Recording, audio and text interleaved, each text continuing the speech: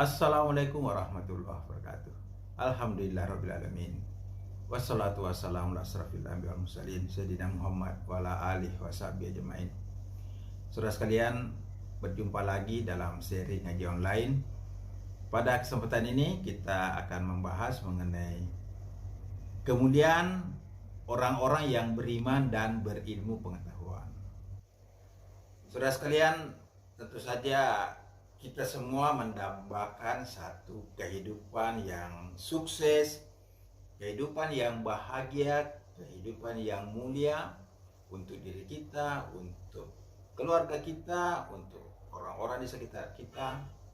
Kita semua menginginkan satu kehidupan yang istimewa. Namun kita juga melihat dalam kehidupan ini banyak sekali orang-orang yang tidak bisa mendapatkan keinginannya untuk mencapai kesuksesan, kebahagiaan, atau kemuliaan itu. Bahkan banyak yang salah arah. Misalnya orang-orang yang melakukan keburukan, orang-orang yang melakukan kejahatan, orang-orang yang harus terpaksa menjalani hidupnya di tempat-tempat gelap, ya, ditangkap oleh KPK, ditangkap oleh kepolisian karena melakukan kejahatan, melakukan korupsi. Tentu ini adalah satu realita di mana banyak sekali orang-orang yang tidak bisa mengantarkan hidupnya pada satu kesuksesan, kebahagiaan, dan kemuliaan. Oleh karena itu, jika kita ingin mencapai kehidupan yang istimewa dalam kehidupan kita, maka kita harus bersungguh-sungguh untuk mengupayakan, melakukan upaya yang terbaik, sehingga kehidupan kita ini bermakna, kehidupan kita ini menghasilkan satu manfaat untuk diri kita, untuk orang lain, dan untuk semesta. Nah, saudara sekalian, ada satu janji yang diberikan oleh Allah. Janji Allah tidak pernah salah. Di dalam surah Al-Mujadilah ayat 11. Bismillahirrahmanirrahim. Yarfa'illahu allazina amanu minkum wallazina utul ilma darajat. Allah akan mengangkat derajat orang-orang yang beriman di antara kalian dan orang-orang yang diberi ilmu beberapa derajat. Saudara sekalian, sumber kemuliaan itu adalah rahmat Allah. Allah yang memberikan kita kemuliaan. Allah yang mengangkat derajat. Allah yang memberikan kekuasaan. Allah yang memberikan rezeki. Allah juga yang menurunkan derajat seseorang. Allah yang menetapkan rezeki setiap orang.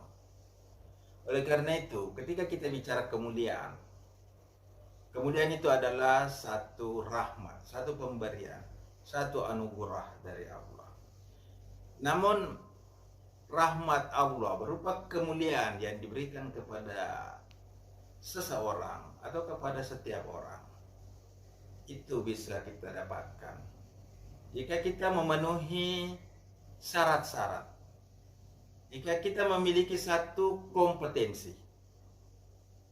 Di dalam surah Al-Mujadilah ayat 11 dijelaskan Allah akan mengangkat derajat orang-orang yang beriman dan orang-orang yang berilmu. Dengan demikian, untuk mencapai kemuliaan, yang pertama perlu kita miliki adalah iman. Iman adalah satu keyakinan yang ada di dalam hati, di dalam jiwa, di dalam bawah sadar, yang dipancarkan ke pikiran-pikiran sadar kita berupa rencana-rencana, berupa keinginan-keinginan, berupa cita-cita. Kemudian iman itu dipancarkan lagi melalui ucapan-ucapan kita, dan juga dipancarkan, direfleksikan melalui sikap kita dan perilaku perbuatan-perbuatan kita. Jadi Allah mengangkat derajat orang yang beriman, artinya orang yang memiliki satu keyakinan yang kuat di dalam hatinya, yang direfleksikan ke dalam pikirannya, ke dalam emosinya, ke dalam sikapnya, ke dalam perbuatannya. Jadi iman ini bisa kita analogikan seperti sebuah tumbuhan. Di dalamnya yang tidak kelihatan ada akar yang kokoh, ada akar yang kuat. Kemudian ada tanaman, ada pohon tumbuh yang kelihatan, yang punya batang, punya cabang-cabang, ranting-ranting, punya daun-daun, punya buah. Begitulah bisa kita analogikan iman itu. Sesuatu yang tidak kelihatan di dalam hati kita, tapi direfleksikan ke dalam pikiran, ucapan, dan tindakan kita, sehingga iman itu akan kelihatan. Tentu saja, iman yang dimaksud di sini adalah rukun iman yang 6, yaitu kita beriman kepada Allah, kita iman kepada malaikat, kita iman kepada kitab-kitab yang diturunkan Allah, kita beriman kepada rasul-rasul Allah, kita beriman kepada hari akhir, dan kita beriman kepada qada dan qadar.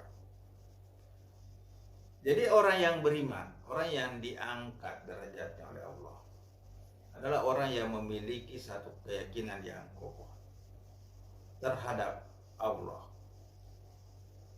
terhadap malaikat, terhadap kitab, terhadap rasul, terhadap hari akhir, terhadap qada dan qadar. Ini tidak bisa kita pisahkan.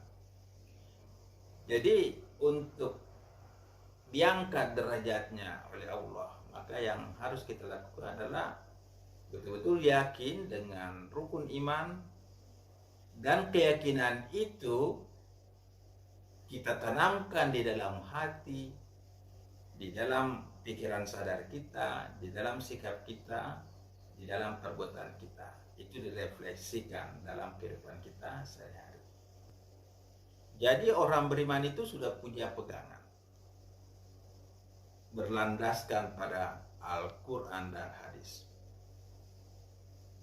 Oleh karena itu, orang yang akan diangkat derajatnya oleh Allah adalah orang yang beriman. Tentu iman ini punya syarat-syarat, punya ukuran-ukuran. Minimal itulah yang harus kita imani, rukun iman yang berlandaskan pada Al-Quran dan hadis. Jadi saudara sekalian, jika kita ingin diangkat derajat oleh Allah, maka yang pertama perlu kita miliki adalah iman. Kita menjadi orang yang beriman. Saudara sekalian, pada dasarnya iman ini merupakan satu arah, satu landasan untuk menjalani kehidupan ini. Namun Islam sangat menjunjung tinggi, menempatkan pada derajat yang tinggi orang-orang yang memiliki ilmu pengetahuan. Jadi dalam kehidupan ini, kita tidak hanya menggunakan iman sebagai rujukan, tapi kita juga menjalani kehidupan kita di dunia ini dengan ilmu pengetahuan. Ilmu pengetahuan adalah instrumen-instrumen untuk melaksanakan kehidupan kita, untuk mengelola alam ini, mengelola lingkungan kita, untuk menciptakan teknologi, untuk menciptakan produk-produk yang kita butuhkan, menciptakan kebutuhan-kebutuhan hidup kita, peralatan-peralatan yang kita butuhkan dalam hidup ini. kita membutuhkan, kita memerlukan ilmu pengetahuan dan teknologi. Misalnya kita ingin membuat rumah, maka tentu kita membutuhkan satu ilmu membuat rumah. Misalnya melalui ilmu arsitektur. Untuk membuat mobil, maka kita butuh ilmu membuat mobil, yaitu ilmu otomotif. Untuk membuat komputer, kita butuh ilmu komputer. Dengan demikian, orang-orang yang berilmu pengetahuan akan mampu mengelola kehidupan ini dengan penuh kesuksesan, penuh keberhasilan. Karena kita ditunjang oleh cara berpikir yang penuh dengan pemikiran-pemikiran rasional, yang penuh dengan pemikiran-pemikiran intelektual, yang penuh dengan pemikiran-pemikiran ilmiah. Kita ditunjang oleh pemikiran-pemikiran keunggulan, keberhasilan. Jadi saudara sekalian, tentu orang-orang yang berhasil ini adalah orang-orang yang memiliki pengetahuan yang tinggi, memiliki kompetensi keilmuan pada bidang yang dia geluti di dalam melayani masyarakat. Misalnya seorang dokter tentu memiliki satu kompetensi keilmuan untuk menjadi seorang dokter. Begitu pula dengan seorang insinyur. Misalnya insinyur membuat bangunan, tentu dibutuhkan satu keilmuan dalam membuat bangunan yang bagus, yang kokoh. Begitu pula dalam bidang ilmu yang lain.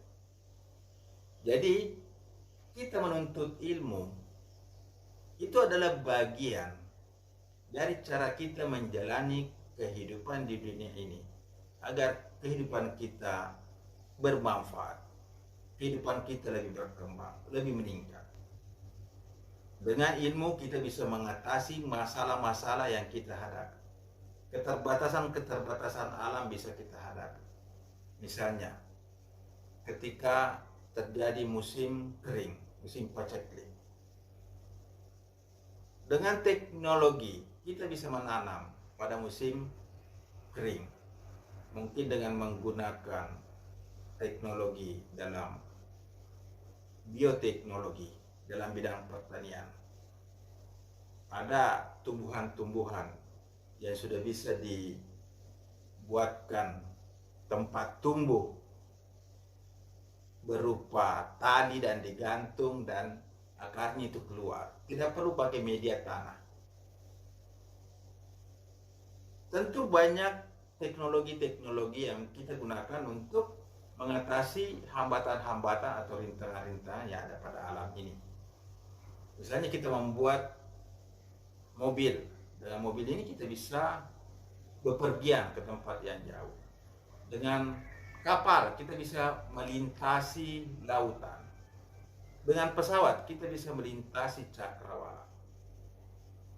Jadi orang yang menguasai ilmu pengetahuan adalah orang-orang yang menggunakan kekuatan akal pikirannya untuk menciptakan cara-cara, menciptakan alat-alat di dalam mengatasi masalah-masalah kehidupan, dan juga untuk mencapai tujuan hidup kita dengan lebih cepat, efektif, efisien, produktif.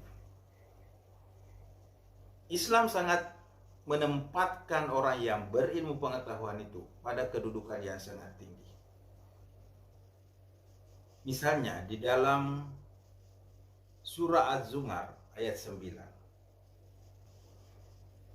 Hal yastawil ladzina ya'lamuna wal ladzina la ya'lamun. Apakah sama orang yang mengetahui dengan orang-orang yang tidak mengetahui? Ya, tentu tidak sama. Orang yang mengetahui itu seperti orang yang berada dalam terang, dalam cahaya, dan orang yang tidak mengetahui itu seperti orang berada dalam kegelapan. Jadi ini sudah disampaikan oleh Al-Quran bahwa orang yang berilmu pengetahuan adalah orang yang istimewa, dan orang yang tidak berilmu pengetahuan itu adalah orang yang akan penuh berbagai permasalahan. Karena itu, apakah sama? Ya, tentu tidak sama. Karena itu kita diminta untuk berdoa mendapatkan ilmu. Ya, di dalam surat Toha ayat 114. Wa qul rabbi zidni ilman. Dan katakanlah, wahai Tuhan, tambahkanlah ilmu untukku. Ya, saudara sekalian, ilmu pengetahuan itu sangat penting. Ya. Karena dengan pengetahuan ini kita bisa mengelola hidup kita, mengelola lingkungan kita. Di dalam hadis juga dijelaskan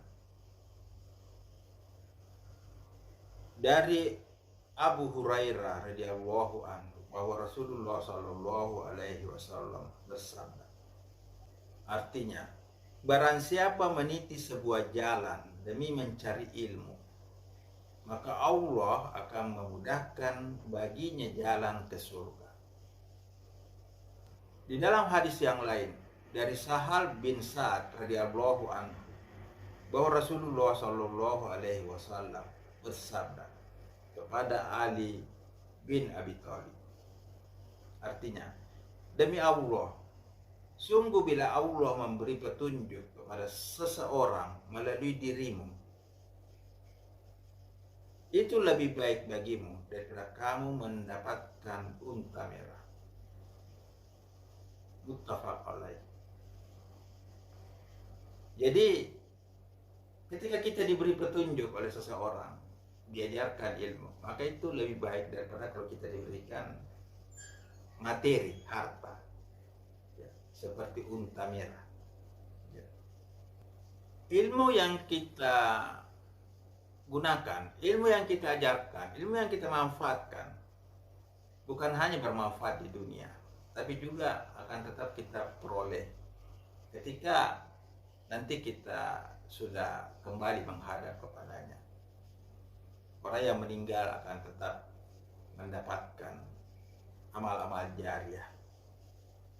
Dari Abu Hurairah radhiyallahu anhu, beliau berkata, Rasulullah Shallallahu Alaihi Wasallam bersabda, artinya, bila anak Adam meninggal, maka terputuslah amalnya kecuali 3 perkara: sedekah jariah, ilmu yang berguna, atau anak soleh yang mendoakannya.